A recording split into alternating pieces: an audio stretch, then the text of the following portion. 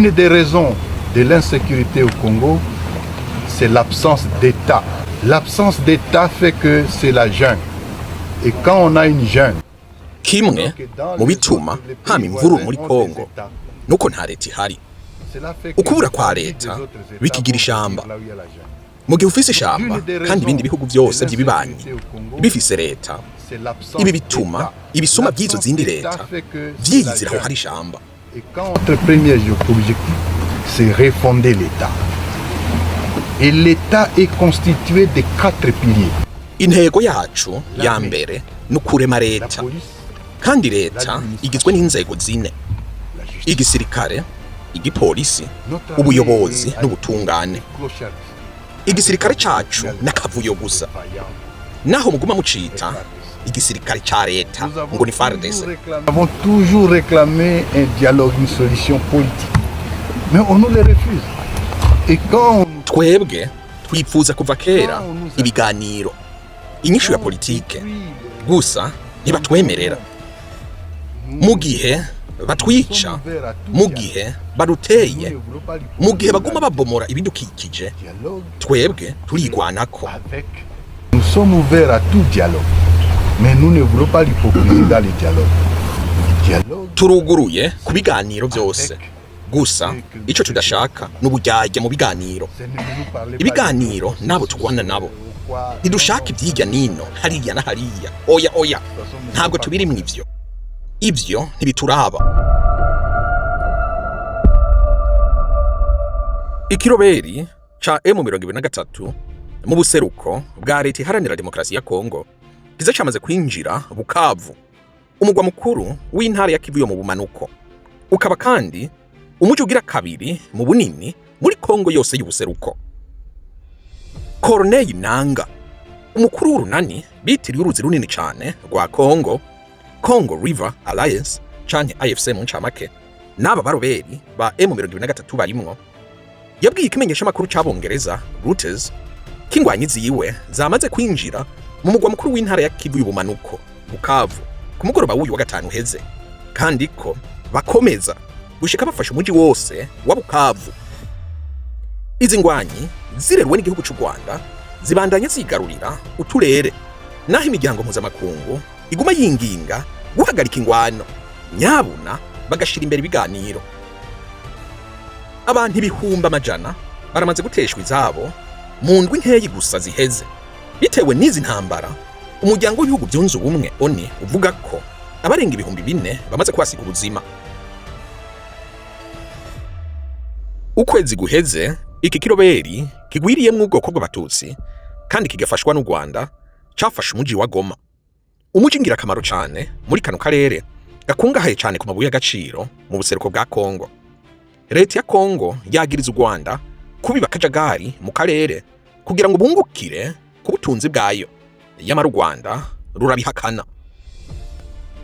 M23 yigeze gufata Goma igihe gito mu mvururu z'ibihumbi 2012. Gusa rero gufata Bukavu, umugwa mukuru w'intara ya Kivu y'Amajepfo, biraza kwerekana intumbero nshasha mu mateka ya vuba y'umuvurungano yo muri kano karere k'ibiyaga binini.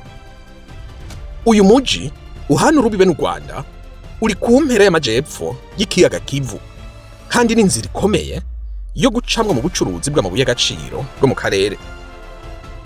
Mu gitondo cy'uyu wa gatanu heze, abaroberi bari bamaze kwinjira ku kibuga c'indege c'intara ya Kivu y'Amajepfo mu karere ka Kavumu, ni birometero hafi 30 uvuye Bukavu. Aha igisirikare ca Kongo nabo bose bafashanya bahise bakuramwe akarenge bakinjuririza ingwanyi za AFC. Gusa rero yamara uko begereza Bukavu harumvikanye imituragaro n'induru z'amasasu bikomeye ku nkengera za Bukavu. Ibi byaremejwe n'icegera ca guverineri ya Kivu y'Amajepfo Bwana Jean Elekano. Abenegihugu ba Bukavu babwiye BBC ko abategetsi babasavye kwiyugaranira mu mazu yabo. Ibimenyesha makuru byo mu karere kari kure cyane mu buraruko bwa Kivu, Maiba, byavuze ko ibiziga birenga 70 byaratowe mu rusengero. Umuhuza bikorwa w'abanyagihugu bo mu karere ka Kivu yo mu buraruko Bwana Vianney Biswamba yabwiye ikimenyesha makuru ca leta Seti ko ivyo biziga vyatowe biboshwe kandi ko ikiroberi Allied Democratic Forces IDF mu ncamake gishuditse n'inyeshamba ziyitirira idini rya Kisilamu Islamic State karico cakoze iryo bara. Avugira mu nama y'umutekano i Munich mu Budagi kuri uyu wa gatanu heze, Bwana Felix Tshisekedi umukuru w'igihugu ca Kongo yasabye ku Rwanda gofatirwa ibihano kandi agwagiriza ko rufise imigambi yo kwagura igihugu.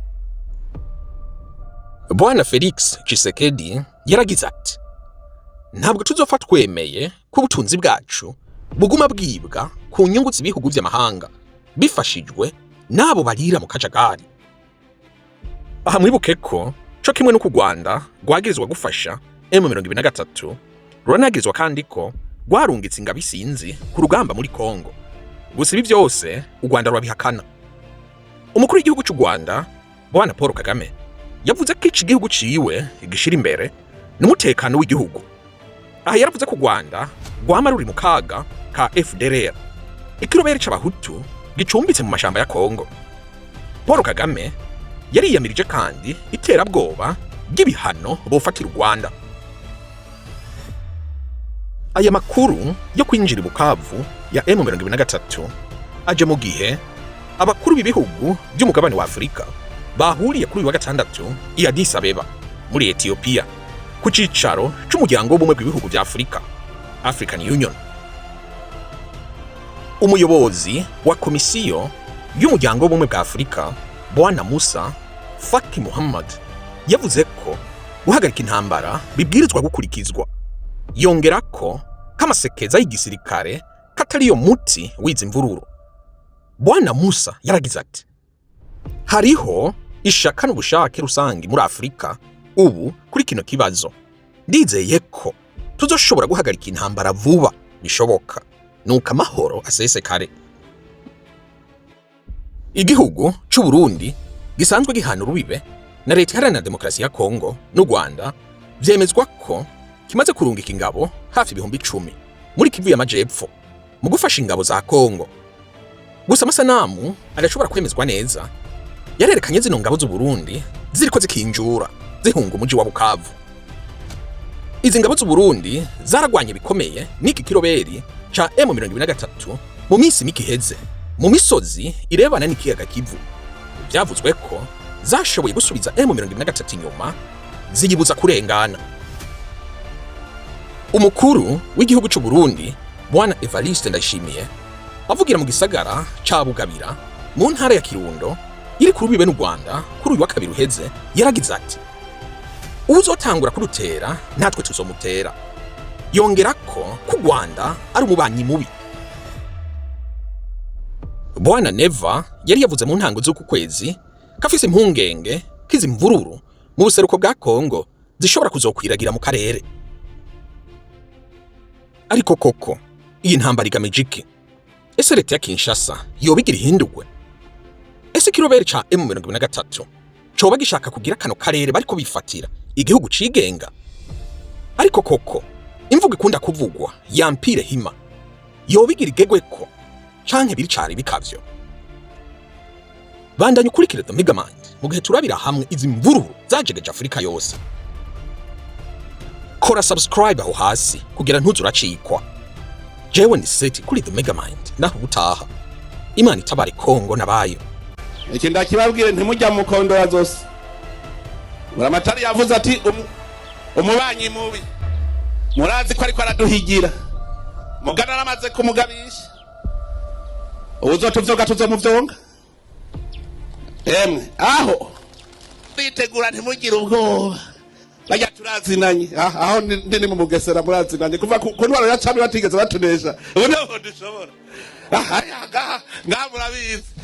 murabibutse izina ryo mu Kirundo, murabibutsa muti murazi mu Kirundo aho byavuye. Rero abarundi twese ntituzokwemera ko dupfa nk'abanyekongo. Abantu bakicwa nk'impene uko nyene, hari abantu b'abagabo bakanura